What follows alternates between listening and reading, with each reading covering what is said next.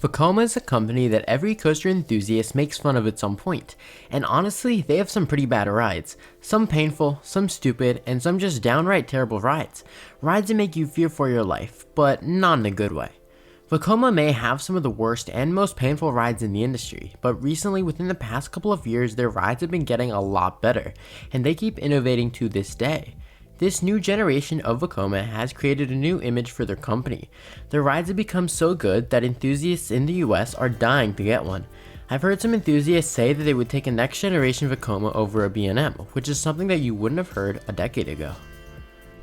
Vekoma's innovation and ambitious attitude has brought them to be the company which they are today. A company that no longer makes terrible rides but instead makes world-class attractions at an affordable and competitive price. Because this company has been becoming more noticeable in the last couple of years, there are a lot of questions that still need to be answered.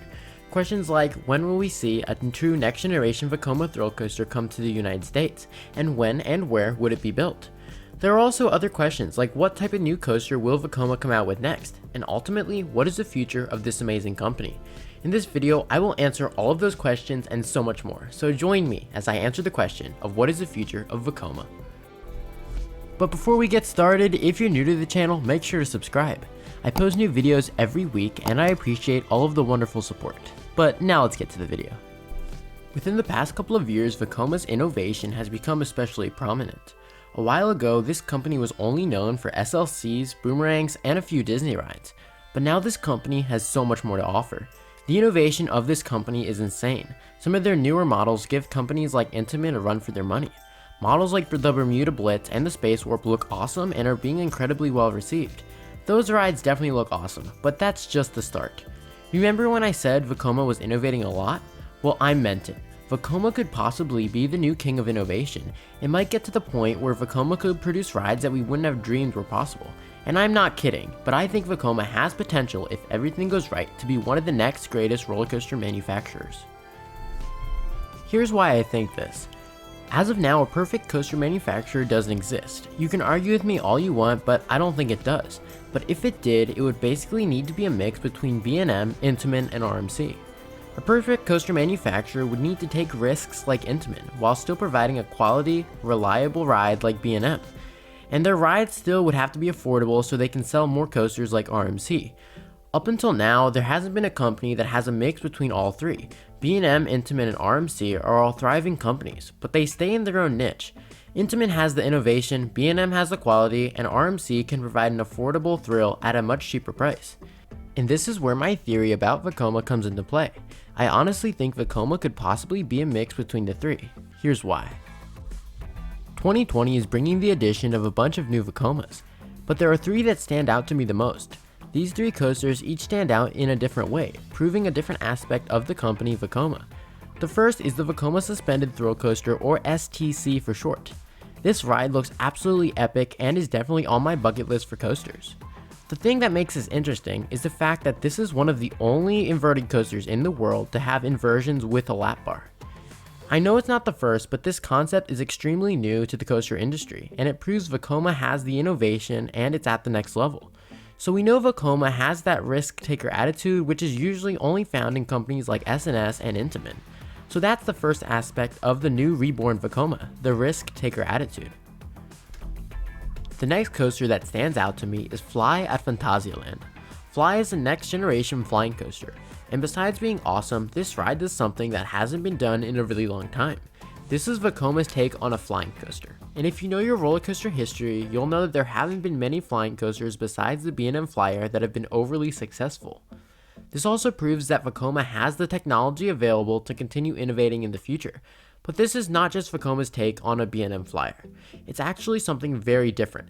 It's the world's first flying launch coaster. In order to put a launch on a flying coaster, the level of engineering has to be insane. This reminds me a lot of B&M in the early 2000s, with them being so far ahead of their time. So the second aspect of Vekoma is that their technology is so good, which allows them to innovate more and more in the future.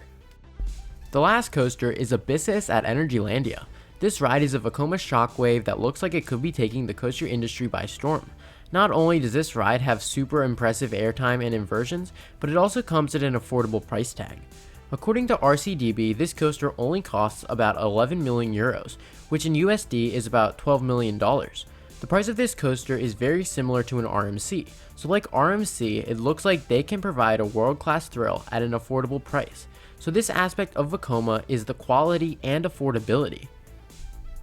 So the three aspects of the new Vekoma are the ability to take risks, the technology which allows them to innovate, and the quality and affordability. This is something that I like to call the Trifecta. These three things are very hard to find in a single roller coaster company. B&M has the technology and the quality, but they lack the risk-taker attitude and affordability. Intamin, on the other hand, has the risk-taker attitude, but they lack quality in the rides and the affordability also.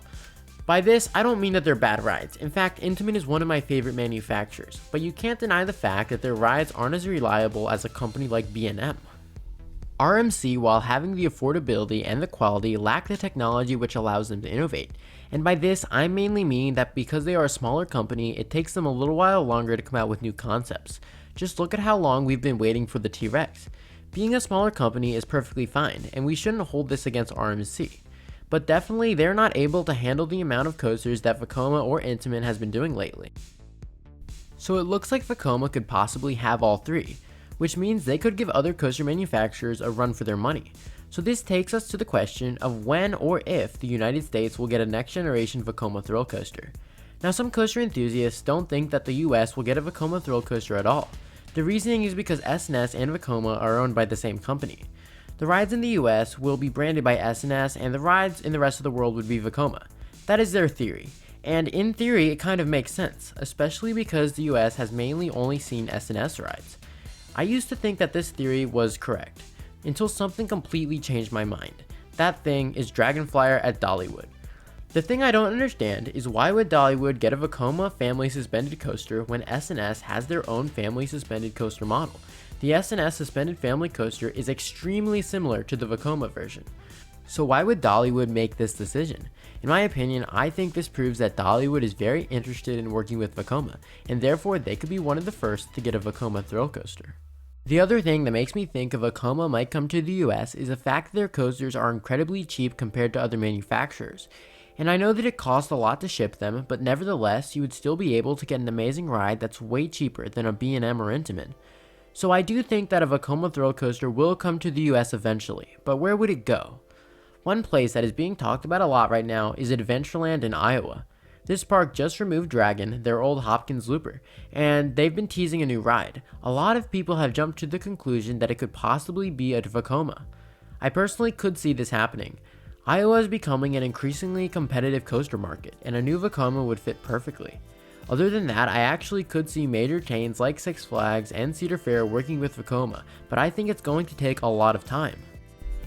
So to now finally answer my original question, what is the future of Vekoma going to be like? For starters, I think that Vekoma is going to come to the United States. It's going to take some time, but once the first park gets one, a lot more will follow. And I also predict that all of the 2020 coasters will be a success. Fly looks amazing, and so does Abyssus. And I predict that the Vekoma STC will be one of Vekoma's best sellers. And besides this, I do think that Vekoma will eventually come out with new coaster types. One coaster type that I do think that they will build would be a hypercoaster. I know that they are fully capable of it and all they need is a park to want it enough. Vekoma's coasters have been able to do things that we never thought were possible, like a launch on a flying coaster. So maybe the next possible innovation would be something with their motorbike coaster. Maybe they could include an inversion or something like that. I don't know, I'm just throwing that out there. So do I think Vekoma has the capability to be one of the best coaster manufacturers? Yes, I do. I don't necessarily think that Vekoma is going to be number one, because as they innovate, so will their competition. It's going to take quite some time, but I think that Vekoma is going to become very prominent within the next couple of years, and maybe in a decade, they might even be the best. Thanks for watching, and don't forget to subscribe if you want to see content just like this every week, and comment below your thoughts on Vekoma. Do you want to see one come to the United States? And if you do, where do you think it will go? This is the Coaster Josh signing out.